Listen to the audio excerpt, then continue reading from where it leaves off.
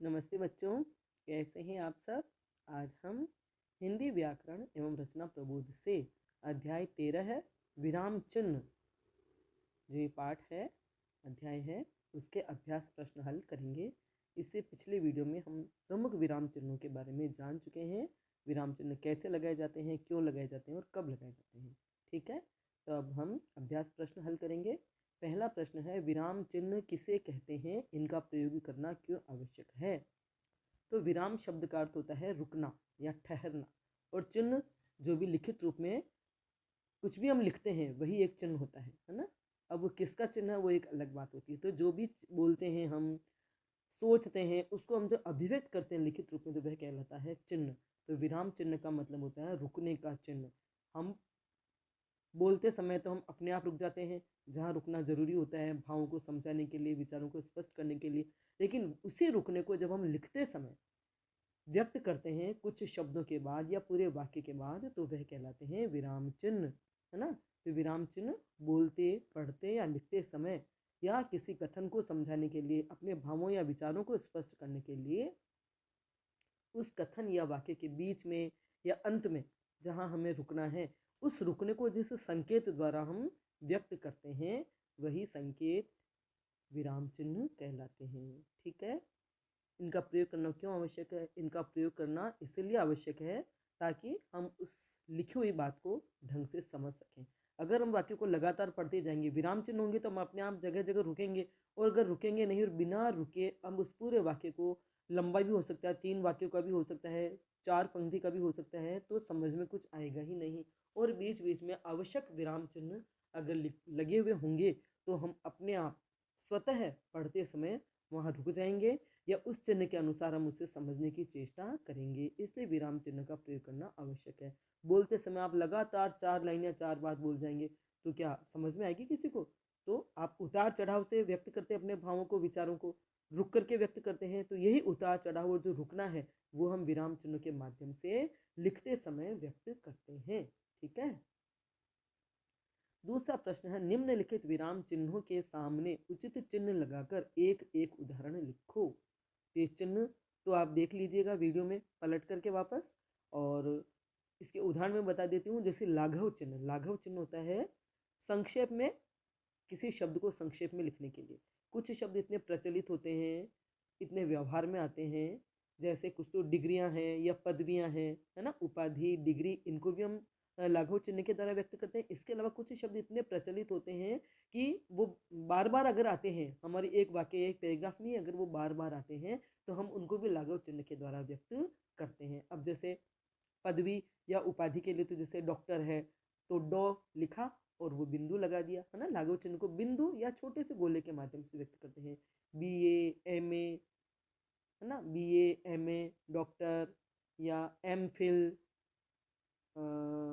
सामाजिक इंजीनियर, इस तरह के जो शब्द हैं, चाहे वह डिग्री से संबंधित हो, चाहे उपाधि से संबंधित हो, तो उनको लिखते समय हम इस लाघव चिन्ह के द्वारा संक्षेप में व्यक्त कर सकते हैं। इससे हमारा समय भी बचता है, जगह की कमी हो तो उसका भी हमारा उपयोग ढंग से हो जाता है।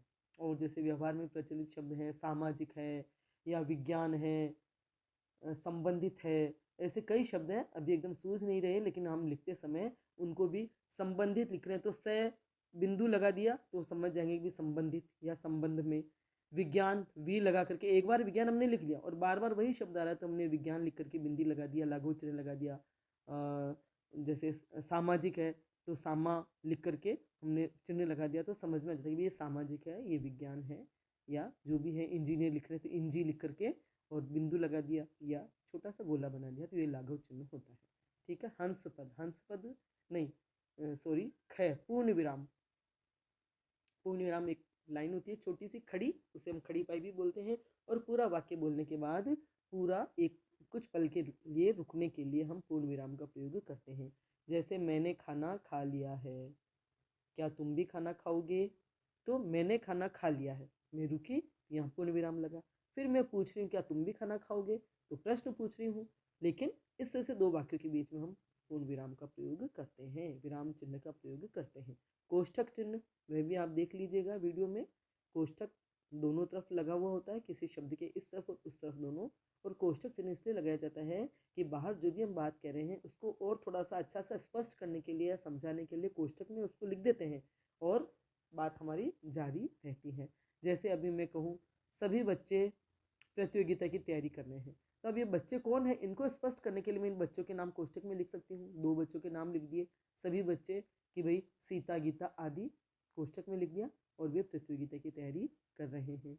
या हमें वेद या हमें वेदों की जानकारी होनी चाहिए, तो हमें वेदों की, तो वेदों के नाम क्या है, तो हमने नाम लिख दिए वेदों के, चारों नाम वेदों के नाम हमने कोष्टक में लिख दिए, तो उससे वेद के बारे में और स्पष्ट हो जाता है। कभी कभी कोई शब्द नया या अप्रचलित सा होता है तो उस शब्द को लिखने के बाद कोष्टक में उसका अर्थ भी हम लिख देते हैं, तो इस तरह से कोष्टक चिन्ह का प्रयोग होता है। चौथा है अल्प विराम। अल्प विराम पूर्ण विराम से थोड़ा कम रुका जाता है ना। वो शब्दों के बाद एक ही जैसे शब्द इस्तेमाल में कर रहे हैं, हमें एक ही जैसे शब्दों का प्रयोग कर रहे हैं, कई नाम एक साथ ले रहे हैं, चाहे बच्चों के नाम ले रहे हैं, चाहे देशों के नाम ले रहे हैं, या किसी भी बात के अगर एक जैसे नाम एक साथ ही प्रयुक्त हो रहे हैं तो उनके बीच में अल्प विराम लगाया जाता है ताकि हम उन्हें आराम से बोल सकें। जैसे सीता गीता और श्याम पढ़ने जा रहे हैं, तो सीता गीता, सीता गीता एक साथ नहीं बोलेंगे कि सीता गीता और श्याम पढ़ने जा रहे हैं, सीता गीता और श्याम पढ़ने जा रहे हैं। या हमारे ऐच्छिक विषय हिंदी, हिंदी साहित्य, इकोनॉमिक्स, पॉलिटिकल साइंस और एग्रीकल्चर चारों हमारे विद्यालय में चलते हैं, तो हम इन चारों विषयों के नाम बोलेंगे या लिखेंगे तो अल्प विराम लगाएंगे।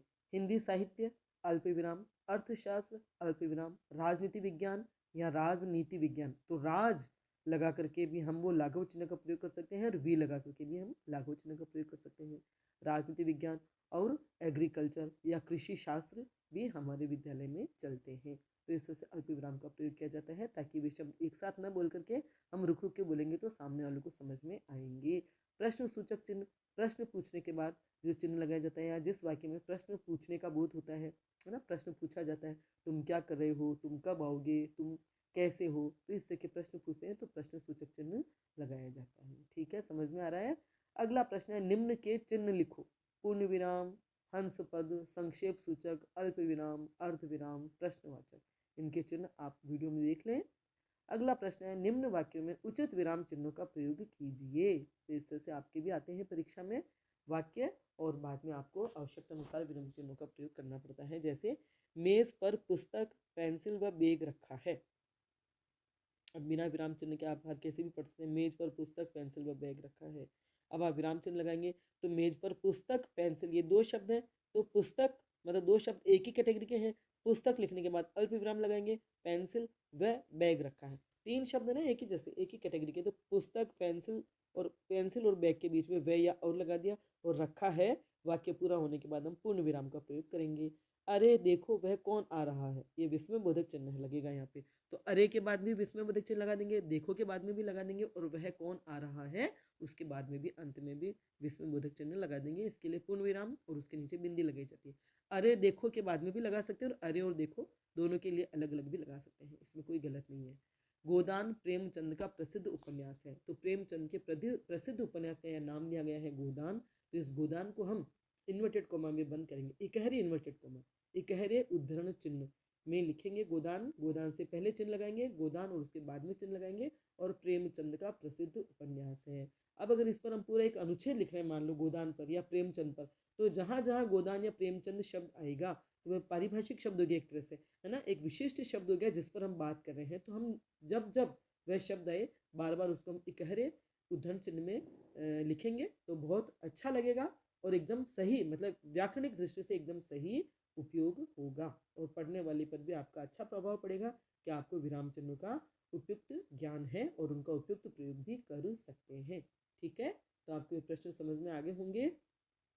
वीडियो पसंद आया हो तो लाइक करें, अपने दोस्तों के साथ शेयर करें, मेरे चैनल को सब्सक्राइब करें, बेल आइकन भी अवश्य टच करें ताकि जब भी मैं वीडियो बनाऊंगी उसकी सूचना आपको तत्काल मिल जाएगी। धन्यवाद।